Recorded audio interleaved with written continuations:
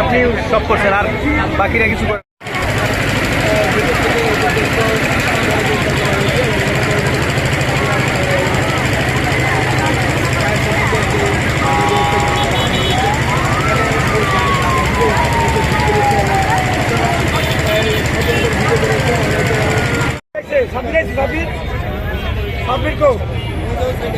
পিছনে যান, আপনাদের সচেতন থাকলে একটু পিছনে যান। আপনার মা কি নিখোঁজ আছে নাকি না বডি পাওয়া গেছে কোনটা দেখতেছি ঠিকানা বাড়ির ঠিকানা কোথায় এদিকে তারা হ্যাঁ দেশের বাড়ি গ্রাম কি গ্রাম কবির কাঠি আপনার আপনার ঠিকানা জানেন না আপনার বাড়ির ঠিকানা জানেন না কবির কাঠি না কবির কাঠি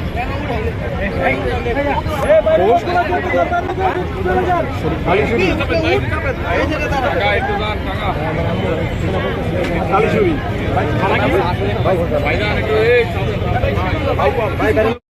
টিভিতে দেখবেন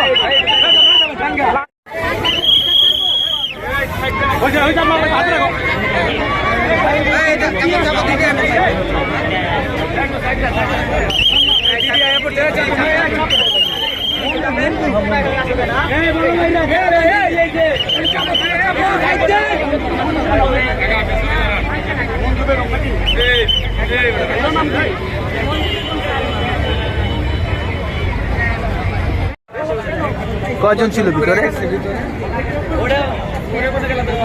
ভিতরে কয়জন ছিল মোট কয়জন ছিল এটা জানি না কিন্তু অনেক লোক এই কাজ করছে লাশ পাওয়া গেছে আপাতত 4টা পাওয়া গেছে আর ভিতরে আছে কয়টা পাওয়া যায় কেন মোট কয়জন পাওয়া গেছে মোট হবে মনে 4 জন পাওয়া গেছে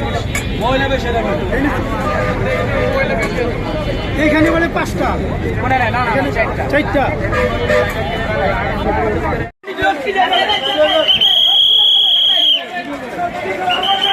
চাপেন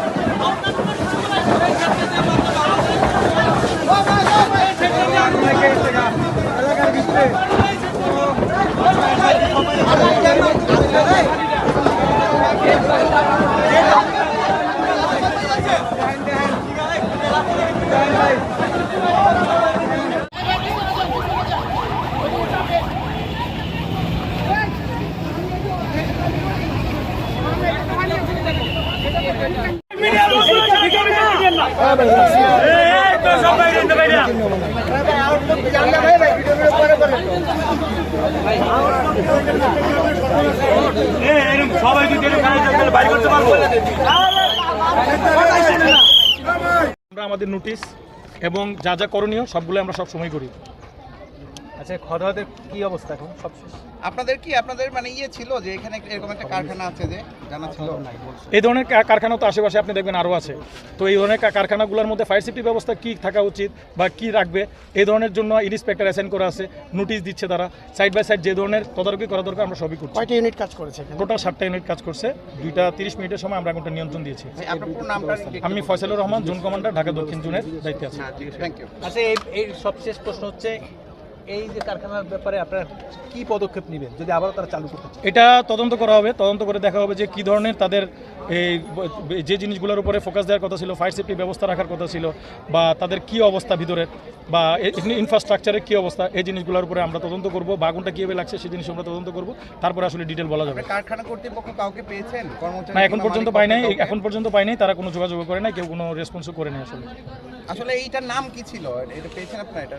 এটার নাম ছিল এসআর গ্যাজেস প্রো।